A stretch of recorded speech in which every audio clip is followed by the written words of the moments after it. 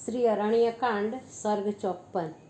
રાવણ આકાશ માર્ગે ઝડપભેર જઈ રહ્યો હતો અને સીતાને લંકામાં લઈ જતો હતો। તે સમયે સીતાએ પૃથ્વી પર જોવા માંડ્યું, પણ તેમની નજરે કોઈ મનુષ્ય ચડ્યો નહીં, માત્ર 4-5 જંગલી વાનરો દેખાઈ આવ્યા। પણ મારી શોધ કરવા જ્યારે મારા પતિ રામ નીકળશે, ત્યારે આ બાજુ આવે, ત્યારે કદાચ આ વાનરો તેમને મારા સમાચાર આપીને રામને દિશા બતાવે।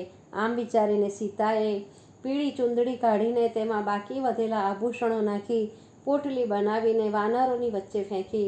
રાવણ પોતાના ધ્યાનમાં મસ્ત બનીને જઈ રહ્યો હતો, આથી તેણે પોટકી પડતા જોઈ નહીં। તે પોટકી આકાશમાંથી વાનરોની વચ્ચે પડી ત્યારે ચમકીને તેમણે આકાશમાં જોયું। તેમણે કોઈ સ્ત્રીને ઉપાડી જતા રાક્ષસને જોયો।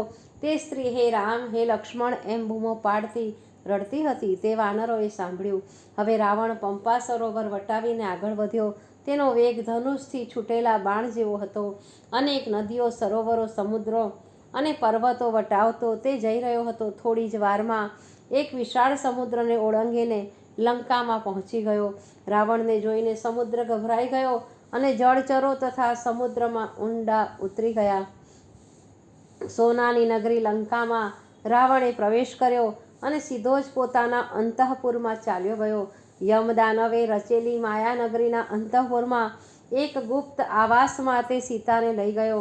ત્યાં શોકથી મૂઢ બનેલા સીતાની એક રાક્ષસીની ચોકી મૂકીને તેમને સ્પષ્ટ ભય દર્શાવ્યો કે સીતાને ક્યાંય બહાર જવા દેવી નહીં, તથા કોઈ માનવી મળવા આવે તો પણ મળવા દેવી નહીં। છતાં પણ કોઈ સીતાનું અપ્રિય કરશે તેનો હું વધ કરી નાખીશ।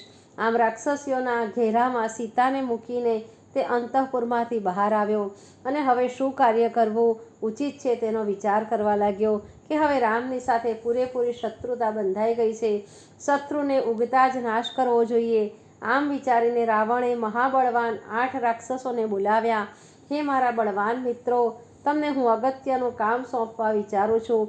તમારા પર મને પૂરો વિશ્વાસ છે, તમે આ કાર્ય સરળતાથી કરી શકશો। તમને ખબર છે કે દંડકારણ્યમાં જનસ્થાનમાં ખર અને દૂષણ મોટા સૈન્ય સાથે રહેતા હતા, પણ રામની સાથે યુદ્ધ થતાં તેમનો વધ થયો છે।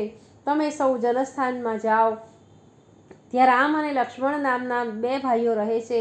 તમારે રામની દરેક પ્રવૃત્તિ પર ચાંપતી નજર રાખવાની છે અને મને એમની પડે પડની ખબર પહોંચાડવાની છે।